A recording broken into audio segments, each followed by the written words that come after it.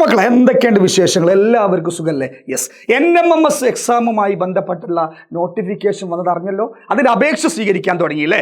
Yes, ഈ മാസം കൃത്യം 23-ാം തീയതി അപേക്ഷ സ്വീകരിച്ചു തുടങ്ങും. അടുത്ത മാസം കഴിഞ്ഞ് നവംബർ 16-ാം തീയതി, അതായത് ഒക്ടോബർ കഴിഞ്ഞ് നവംബർ 16-ാം തീയതി അല്ലേ നമുക്ക് എക്സാമും മുന്നിലുണ്ട് അല്ലേ? അപ്പോൾ ഇതുമായി ബന്ധപ്പെട്ടുള്ള വളരെ ഇമ്പോർട്ടൻ്റ് ആയ കാര്യങ്ങൾ നിങ്ങളെ അറിയിക്കാൻ വേണ്ടിയിട്ടാണ് ഞാൻ വന്നിട്ടുള്ളത് അല്ലേ. പല ആൾക്കാർക്കും NMMS എക്സാമിൻ്റെ ആ ഒരു ഇമ്പോർട്ടൻസ് മനസ്സിലായിട്ടില്ല എന്ന് തോന്നുന്നു. അപ്പോൾ അത് മനസ്സിലാക്കി തരാനും അത് എങ്ങനെയാണ് അല്ലേ അതിനെ സമീപിക്കേണ്ടതെന്നും അതുപോലെ തന്നെ ഇതിൽ എന്തൊക്കെയാണ് നേട്ടങ്ങൾ നമുക്ക് ലഭിക്കുക എന്നുള്ള കാര്യങ്ങളൊക്കെ ഞാൻ എന്ത് ചെയ്യും ഇതിലൂടെ പറയും. ഓക്കെ അല്ലേ? സെറ്റ് അല്ലേ? Yes, okay. ഒരു NMMS എക്സാം എഴുതിയ വിദ്യാർത്ഥിക്ക് ഉണ്ടാകുന്ന ബെനിഫിറ്റ് എന്താണെന്ന് ആദ്യം പറയാം. യെസ്, വരുന്ന വർഷങ്ങൾ ഇപ്പോൾ 8ാം ക്ലാസ്സിൽ പഠിക്കുന്ന ഒരു വിദ്യാർത്ഥിയാണ് എന്ത് ചെയ്തത് NMMS എക്സാം, അതായത് national means cum merit scholarship എഴുതാൻ പോകുന്ന അല്ലെ സ്കോളർഷിപ്പ് എക്സാം എഴുതാൻ പോകുന്ന വിദ്യാർത്ഥി അല്ലെ, അതായത് 8ാം ക്ലാസ്സിൽ പഠിക്കുന്ന വിദ്യാർത്ഥിയാണ്. ഈ 8ാം ക്ലാസ്സിൽ ഈ പഠിക്കുന്ന വിദ്യാർത്ഥിക്ക് ഈ NMMS എക്സാം ക്വാളിഫൈ ചെയ്ത് കഴിഞ്ഞാൽ എന്ത് ലഭിക്കും? 48,000, അതായത് 48,000 രൂപ സ്കോളർഷിപ്പ് ആയിട്ട് ലഭിക്കും. അതെങ്ങനെ ലഭിക്കും? എപ്പോഴാണ് ലഭിക്കുക? യെസ്, അതാ പറയാൻ പോകുന്നത്. അർഹരാകുന്ന കുട്ടികൾക്ക് 9ാം ക്ലാസ്, 10ാം ക്ലാസ്, 11ാം ക്ലാസ്, അതായത് +1, +2 എന്നീ ക്ലാസ്സുകളിൽ സ്കോളർഷിപ്പ് ലഭിക്കുന്നതാണ്. അതായത് 8ാം ക്ലാസ് നിന്ന് പരീക്ഷ എഴുതി പാസ്സായി കഴിഞ്ഞാൽ ഓരോ വർഷവും ലഭിക്കും. ഓരോ വർഷവും 48,000 ആണോ? അങ്ങനെയല്ല അല്ലേ. പ്രതിവർഷം 12,000 രൂപ വെച്ചിട്ട് എന്ത് ചെയ്യും? ഓരോ വർഷം, അതായത് 9ാം ക്ലാസ്സിൽ നിന്ന് 12,000 കിട്ടും അല്ലേ, 10ാം ക്ലാസ്സിൽ നിന്ന് കിട്ടും, +1 നിന്ന് കിട്ടും, അങ്ങനെ +2 നിന്ന് കിട്ടും. അങ്ങനെ വലിയൊരു തുക നിങ്ങൾക്ക് അല്ലേ സ്കോളർഷിപ്പ് എമൗണ്ട് ആയിട്ട് എന്ത് ചെയ്യും? ലഭിക്കുന്നതാണ്.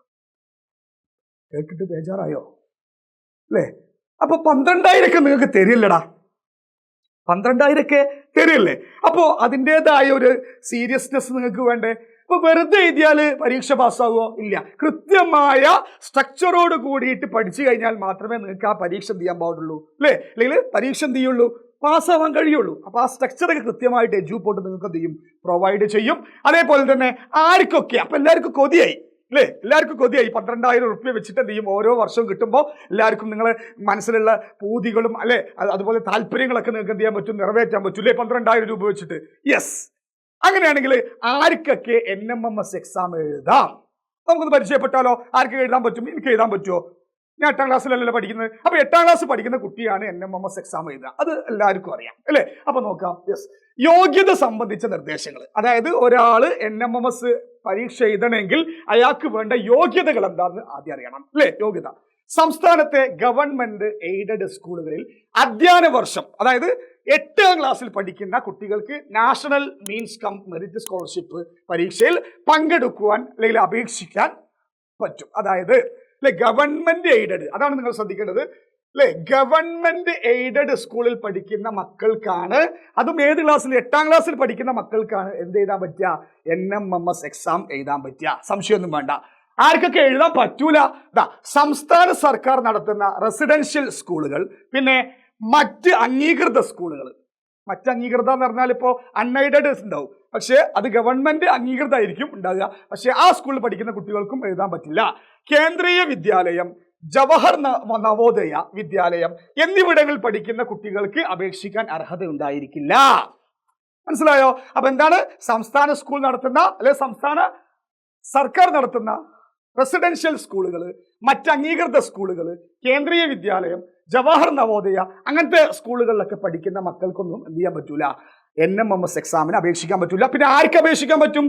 സർക്കാർ സ്കൂളുകളിലോ അല്ലെങ്കിൽ എയ്ഡഡ് സ്കൂളുകളിലോ പഠിക്കുന്ന വിദ്യാർത്ഥികൾക്ക് എന്ത് ചെയ്യാൻ പറ്റും? അപേക്ഷിക്കാൻ പറ്റും. അതും ഏത് ക്ലാസ്സിലാണ് പഠിക്കുന്നത്? 8ാം ക്ലാസ്സിൽ പഠിക്കുന്ന മക്കൾക്കാണ് എന്ത് ചെയ്യുക? NMMS എക്സാമിനേഷൻ പങ്കെടുക്കാൻ പറ്റുക. ഓക്കെ അല്ലേ? അപ്പൊ ആർക്കൊക്കെ പങ്കെടുക്കാൻ പറ്റും, ആർക്കൊക്കെ പങ്കെടുക്കാൻ പറ്റില്ല എന്ന് കൃത്യമായിട്ട് മനസ്സിലായല്ലോ. ഇനിയും ഇതുമായി ബന്ധപ്പെട്ട കുറച്ച് കാര്യങ്ങൾ പറയുന്നുണ്ട് കേട്ടോ. പ്രസ്തുത സ്കോളർഷിപ്പിന് അപേക്ഷിക്കുന്നവർ 2022 അല്ല കേട്ടോ, 23, 24 അധ്യയന വർഷത്തിൽ 7ാം ക്ലാസ്സിലെ വാർഷിക പരീക്ഷയിൽ 55% മാർക്കിൽ കുറയാതെ നേടിയിരിക്കണം. അത് ശ്രദ്ധിക്കണം. അതായത് കഴിഞ്ഞ വർഷം, ഇപ്പൊ നിങ്ങൾ എത്രയില്ല?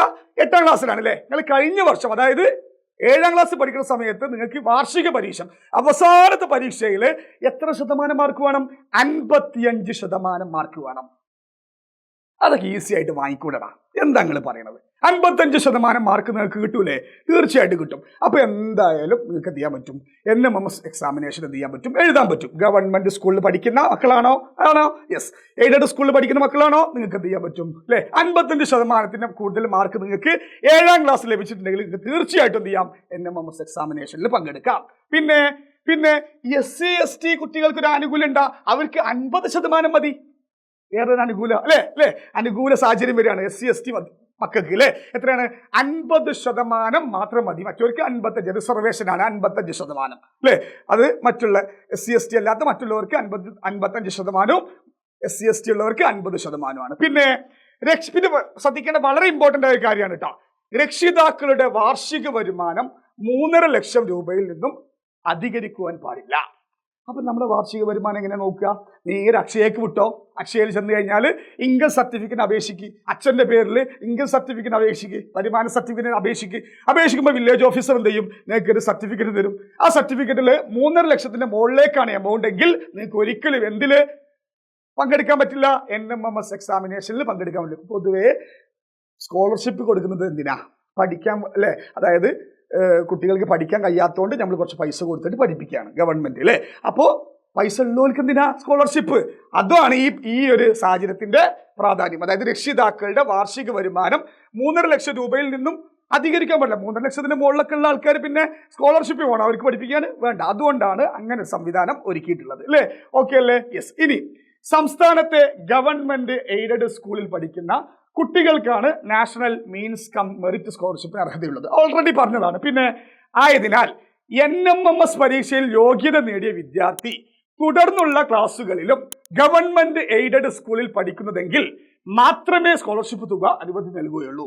ഇത് വളരെ സീരിയസ് ആയിട്ട് ശ്രദ്ധിക്കേണ്ട കാര്യമായിട്ടാണ്. നിങ്ങളിപ്പോ NMMS പരീക്ഷ എഴുതി, അതായത് 8ാം ക്ലാസ്സിൽ, ഞാനിപ്പോൾ 8ാം ക്ലാസ്സിൽ വിചാരിച്ചു, ഞാൻ എന്ത് ചെയ്തു? പരീക്ഷ എഴുതി. അങ്ങനെ എനിക്ക് എന്ത് ചെയ്തു? NMMS എക്സാമിൽ പാസ്സായി. എനിക്ക് എന്ത് ചെയ്തു? സ്കോളർഷിപ്പ് ലഭിക്കാനുള്ള അർഹത നേടി എന്ന് വിചാരിക്കാം. ഇനി ഞാനിപ്പോൾ പഠിക്കുന്നത് ഇപ്പോൾ ഗവൺമെന്റ് സ്കൂളിലാണ്. ഓക്കെ. അങ്ങനെ ഞാൻ എന്ത് ചെയ്തു? അടുത്ത കൊല്ലം അല്ലേ 9ാം ക്ലാസ്സിൽ ജയിച്ചു അല്ലേ. 9ാം ക്ലാസ്സിൽ നിന്നാണല്ലോ എന്ത് കിട്ടുക? 12,000 രൂപ വെച്ചിട്ട് എന്ത് ചെയ്യുക? കിട്ടിത്തുടങ്ങുക. പക്ഷെ ഞാൻ ആ സ്കൂളിൽ നിന്ന് ഏതോ ഒരു സാഹചര്യത്തിൽ എന്ത് ചെയ്തു? TC വാങ്ങി വേറൊരു അൺഎയ്ഡഡ് സ്കൂളിൽ പോയി പഠിക്കാൻ. എനിക്കാണെങ്കിൽ 8ാം ക്ലാസ്സിൽ നിന്ന് സ്കോളർഷിപ്പ് കിട്ടിയിട്ടുണ്ടായിരുന്നു. സ്കോളർഷിപ്പ് എമൗണ്ട് കിട്ടിയിട്ടില്ല, പക്ഷേ സ്കോളർഷിപ്പിന് അർഹനായിട്ടുണ്ട്. 9ാം ക്ലാസ് മുതലാണ് കിട്ടുക. പക്ഷെ ഞാൻ പഠിക്കുന്നത് 9ാം ക്ലാസ് പഠിക്കുന്നതും 10ാം ക്ലാസ് പഠിക്കുന്നതൊക്കെ ഞാൻ വേറൊരു അൺഎയ്ഡഡ് സ്കൂളിലാണ്. അങ്ങനെ പഠിച്ചു കഴിഞ്ഞാൽ മക്കളെ നിങ്ങൾക്ക് സ്കോളർഷിപ്പ് കിട്ടില്ല. പോയി അല്ലേ. അപ്പൊ നിങ്ങൾ നിർബന്ധമായിട്ട് ആ സ്കോളർഷിപ്പ് കിട്ടണമെങ്കിൽ വരുന്ന വർഷങ്ങളിലും, അതായത് 9ാം ക്ലാസ്സിലും 10ാം ക്ലാസ്സിലും +1ലും +2ലൊക്കെ നിങ്ങൾ ഏത് സ്കൂളിൽ തന്നെ പഠിക്കണം? ഗവൺമെന്റ് എയ്ഡഡ് സ്കൂളിൽ മാത്രം പഠിച്ചു കഴിഞ്ഞാൽ മാത്രമേ നിങ്ങൾക്ക് ഈ 12,000 വെച്ചിട്ട് എന്ത് ചെയ്യുള്ളൂ? എമൗണ്ട് കിട്ടുള്ളൂ കേട്ടോ. ഓക്കെ അല്ലേ? യെസ്. റെഡി. അത് വളരെ ഇമ്പോർട്ടന്റ് ആണ്. പിന്നെ ഞാൻ പറഞ്ഞു ഈ മാസം 23ാം തീയതി മുതൽ അല്ലേ അടുത്ത മാസം, അതായത് അടുത്ത മാസം 15ാം തീയതി വരെ, ഈ മാസം 23ാം തീയതി പറഞ്ഞാൽ 2 ദിവസം കഴിഞ്ഞ് തിങ്കളാഴ്ച മുതൽ തുടങ്ങും അല്ലെ. 23ാം തീയതി മുതൽ അടുത്ത മാസം, അതായത് ഒക്ടോബർ 15ാം തീയതി വരെ നിങ്ങൾക്ക് അപേക്ഷിക്കാനുള്ള അവസരം ഉണ്ട് കേട്ടോ. അപ്പൊ ഏത് സൈറ്റിലൂടെയാണ് അപേക്ഷിക്കുക? NMMS Kerala.gov.in എന്ന് പറയുന്ന ഈ സൈറ്റിലൂടെ കയറിയിട്ട് നിങ്ങൾക്ക് എന്ത് ചെയ്യാൻ പറ്റും? സ്വന്തമായിട്ട് അപേക്ഷിക്കാൻ വേണമെങ്കിൽ, അല്ലെങ്കിൽ നിങ്ങൾ അക്ഷയയിൽ പോയി കഴിഞ്ഞാൽ അക്ഷയയിൽ നിങ്ങൾക്ക് എന്ത് ചെയ്യാൻ പറ്റും? അല്ലെങ്കിൽ അക്ഷയ അനുബന്ധമായിട്ടുള്ള അക്ഷയവുമായി റിലേറ്റ് ചെയ്തിട്ടുള്ള ഏത് സ്ഥാപനത്തിൽ പോയി കഴിഞ്ഞാലും, അതായത് ഓൺലൈൻ സ്ഥാപനത്തിൽ എവിടെ പോയി കഴിഞ്ഞാലും നിങ്ങൾക്ക് എന്ത് ചെയ്യാൻ പറ്റും? അപേക്ഷിക്കാൻ പറ്റും. മനസ്സിലായോ? യെസ്. അപ്പൊ ഈ സൈറ്റാണ് അറിഞ്ഞിരിക്കുക. വീട്ടിൽ നിങ്ങൾ സ്വന്തമായിട്ട് ചെയ്യുകയാണെങ്കിൽ അങ്ങനെ ചെയ്തോളൂ, കുഴപ്പമൊന്നുമില്ല. പക്ഷേ നമ്മൾ കുറച്ച് കാര്യങ്ങളൊക്കെ ചെയ്യേണ്ട രീതികളൊക്കെ നമ്മൾ പിന്നൊരു വീഡിയോയിൽ നമ്മൾ എന്ത് ചെയ്യും? പറയും. 2 ദിവസത്തിനുള്ളിൽ നമ്മൾ എന്ത് ചെയ്യും? പറയും. അപ്പോൾ നിങ്ങൾക്ക് എങ്ങനെ അപേക്ഷിക്കാന്നുള്ള കാര്യങ്ങളൊക്കെ നിങ്ങൾക്ക് മനസ്സിലാവും. ഓക്കെ അല്ലേ? യെസ്. ഇനി ഞാൻ പറയാൻ പോണത് നിങ്ങൾക്ക് എല്ലാവർക്കും ആശങ്കയുള്ള ഒരു കാര്യമാണ്. എക്സാം എങ്ങനെ ആയിരിക്കും? NMMS എക്സാം എങ്ങനെ ആയിരിക്കും? പല ആൾക്കാർക്കും ആശങ്ക ഉണ്ടാവും. എക്സാം എന്ന് പറഞ്ഞാൽ ഒരു ദിവസമാണ് എക്സാം ഉണ്ടാകുക. അപ്പൊ 16ാം തീയതിയാണ്, അതായത് നവംബർ 16ാം തീയതിയാണ് പുതിയ കണക്ക് പ്രകാരം എക്സാം ഉള്ളത് അല്ലേ. അപ്പൊ നവംബർ 16ാം തീയതി നിങ്ങൾ എക്സാം ഹാളിൽ ചെന്ന് കഴിഞ്ഞാൽ നിങ്ങൾക്ക് രാവിലെ ഒരു എക്സാം ഉണ്ടാവും, വൈകുന്നേരം അല്ലെ ഉച്ചന്റെ ശേഷം ഒരു എക്സാം ഉണ്ടാവും അല്ലേ. രാവിലെ മോർണിംഗ് സെഷനിൽ ഒരു എക്സാം ഉണ്ടാവും, ആഫ്റ്റർനൂൺ എന്ത് ചെയ്യുക? ഒരു സെഷനും ഉണ്ടാവും, ഒരു എക്സാം ഉണ്ടാവും. ഈ മോർണിംഗിൽ നമുക്ക് എന്ത് ചെയ്യുക? പാർട്ട് 1 എന്ന് പറഞ്ഞ ഒരു പേപ്പറാണ് ഉണ്ടാവുക. ഈ പാർട്ട് 1ൽ നിങ്ങൾ പഠിക്കേണ്ടത് എന്താണ്? മെന്റൽ എബിലിറ്റി ടെസ്റ്റ് ആണ്. അതിന് മാറ്റ് എന്നാ പറയാം നമ്മൾ ഷോർട്ടായിട്ട്, മാറ്റ്. അപ്പൊ മാറ്റ് എന്ന് പറഞ്ഞ ഒരു പേപ്പറും നിങ്ങൾക്ക് പഠിക്കാനുണ്ടാവും. അതേപോലെ സാറ്റ് പാർട്ട് 2 എന്ന് പറഞ്ഞാൽ ഇത് സാറ്റ് സ്കോളാസ്റ്റിക് ആപ്റ്റിറ്റ്യൂഡ് ടെസ്റ്റ് എന്നാണ് സാറ്റിന്റെ ഫുൾ ഇട്ട സ്കോളാസ്റ്റിക് ആപ്റ്റിറ്റ്യൂഡ് സാറ്റ്. അപ്പൊ മാറ്റും സാറ്റും ആണ് നിങ്ങൾക്ക് NMMS പഠിക്കാനുള്ളത് അല്ലേ. അപ്പൊ രാവിലെ എന്ത് ഈ പാർട്ട് 1 ഉണ്ടാവും. ഈ പാർട്ട് 1 ആണ് മെന്റൽ എബിലിറ്റി ടെസ്റ്റ്, അതായത് മാറ്റിൽ എത്ര ചോദ്യം ഉണ്ടാവും അറിയോ? 90 MCQ ഉണ്ടാവും. മൾട്ടിപ്പിൾ ചോയ്സ് ക്വസ്റ്റ്യനാ. സിമ്പിൾ അല്ലടാ മൾട്ടിപ്പിൾ ചോയ്സ് ക്വസ്റ്റ്യന്. അതായത് ഒരു ചോദ്യം ഉണ്ടാവും, 4 ഉത്തരം ഉണ്ടാവും, ശരിയായിട്ട് തിരഞ്ഞെടുക്കുക. സിമ്പിൾ, ഡിസ്ക്രിപ്റ്റീവ് ആയിട്ടൊന്നും ഇതൊന്നും വേണ്ട. മനസ്സിലായോ? അപ്പോ മെന്റൽ എബിലിറ്റി ടെസ്റ്റ്, അതായത് മാറ്റില് ഉച്ചക്ക് മുമ്പ് നടക്കുന്ന മാറ്റിൽ എത്ര ചോദ്യം ഉണ്ടാവും? 90 ക്വസ്റ്റ്യൻ, 90 MCQs ഉണ്ടാവും. അപ്പൊ നിങ്ങൾ വളരെ ഉഷാറായിട്ട് എന്ത് ചെയ്യുക, ഈ mental ability test reasoning model ചോദ്യങ്ങളാണ്, നിങ്ങളെ കൺഫ്യൂഷൻ ആക്കുന്ന ചില ചോദ്യങ്ങളാണ്. അതൊക്കെ എങ്ങനെ ചെയ്യാന്നുള്ള കൃത്യമായിട്ട് നമ്മൾ എഡ്യൂബോർഡ് എന്ത് ചെയ്യും, നിങ്ങൾക്ക് പ്രൊവൈഡ് ചെയ്യും. ലൈവുകൾ കാണണം, ഷോർട്ട് വീഡിയോസ് കാണണം, ഷോർട്സ് കാണണം. ആപ്പിലെ ക്ലാസ് നിങ്ങൾ എന്ത് ചെയ്യണം, നിർബന്ധമായിട്ട് കാണണം. ആപ്പിൽ വളരെ ഡീപ്പായിട്ട് ഉഷാറായിട്ട് നമ്മൾ ക്ലാസ് എന്ത് ചെയ്യുന്നുണ്ട്, പ്രൊവൈഡ് ചെയ്യുന്നുണ്ട്. മറക്കാതെ എന്ത് ചെയ്യുക, ആപ്പിലേക്ക് ജോയിൻ ചെയ്യാൻ വേണ്ടി നമ്മുടെ നമ്പറിലേക്ക് വിളിച്ചിട്ട് എന്ത് ചെയ്യുക, ഉടനെ എന്ത് ചെയ്യുക, കൈകാര്യം ചെയ്യുക കേട്ടോ. ഓക്കെ അല്ലേ? യെസ്. പിന്നെ ഉച്ചയ്ക്ക് ശേഷം പാർട്ട് 2 ആണുള്ളത്. പാർട്ട് 2 ഏതൊക്കെ ഉണ്ടാകുക? പാർട്ട് 2 എന്ന് പറഞ്ഞാൽ സാറ്റ് ആണ്. സാറ്റ് അല്ലെ, സ്കോളാസ്റ്റിക് ആപ്റ്റിറ്റ്യൂഡ് ടെസ്റ്റ്. റെഡി അല്ലേ? യെസ്. അതിൽ 3 സബ്ജക്റ്റ് പ്രധാനമായിട്ടുള്ളത്: basic science, social science, mathematics. ഈ ബേസിക് സയൻസ് എന്ന് പറയുമ്പോൾ അതിൽ എന്തൊക്കെ പെടും? ഫിസിക്സ് പെടും, കെമിസ്ട്രി പെടും, അതേപോലെ ബയോളജി പെടും അല്ലേ. അതിന് എത്ര ചോദ്യം ഉണ്ടാകുക? ഇതിന് 3 കൂടി ചേർത്തിട്ട് ബേസിക് സയൻസിൽ 35 MCQs ഉണ്ടാവും. എത്രയാണ്? 35 MCQs അല്ലേ. പിന്നെ അതേപോലെ തന്നെ സോഷ്യൽ സയൻസ് ഉണ്ട്, അതും സാറ്റിന്റെ ഭാഗമാണ്. എത്ര ചോദ്യം? 35 MCQs ആണ് സോഷ്യൽ സയൻസ് എന്ന്. പിന്നെ അതുപോലെ തന്നെ മാത്സ് ഉണ്ട്, മാത്സ് 20 MCQs ഉണ്ടാവും. അങ്ങനെ 35, 70, 20, 90 MCQs ടോട്ടൽ. ഇതാണ് ഉച്ചന്റെ ശേഷമുള്ള സാറ്റിൽ നിങ്ങൾക്ക് എന്ത് ചെയ്യാൻ പറ്റും, കാണാൻ പറ്റുന്നത് അല്ലേ. ഇപ്പൊ പരീക്ഷയുടെ രീതി മനസ്സിലായല്ലോ. അപ്പൊ ഞാൻ ഈ പറഞ്ഞ കാര്യങ്ങളൊക്കെ ഒന്ന് ഓടിച്ചു നോക്കിയേ. എന്തൊക്കെയാണ് പറഞ്ഞത് അല്ലേ? എന്താണ് NMMS എക്സാമിനേഷൻ പറഞ്ഞു, അതുപോലെ തന്നെ അത് പാസ്സായി കഴിഞ്ഞാൽ എന്താ ബെനിഫിറ്റ് കിട്ടുക എന്ന് പറഞ്ഞു, ആർക്കൊക്കെ എക്സാം എഴുതാന്ന് പറഞ്ഞു, എക്സാമിന്റെ രീതി മനസ്സിലായി അല്ലേ. ഇനി നമ്മൾ അടുത്ത വീഡിയോകളിലായിട്ട് ഓരോ കാര്യങ്ങൾ ഞാൻ എന്ത് ചെയ്യും, നിങ്ങൾക്ക് എത്തിച്ചു തരും. അപ്പൊ എല്ലാവരും അലേർട്ടായിട്ട് വളരെ ആവേശത്തോട് കൂടിയിട്ട് എഡ്യൂപോർട്ടിന്റെ NMMS ക്ലാസ്സുകൾ എന്ത് ചെയ്യുക, ഫോളോ ചെയ്യാൻ മറക്കരുത്. ഓക്കെ, കാണാം, ബൈ.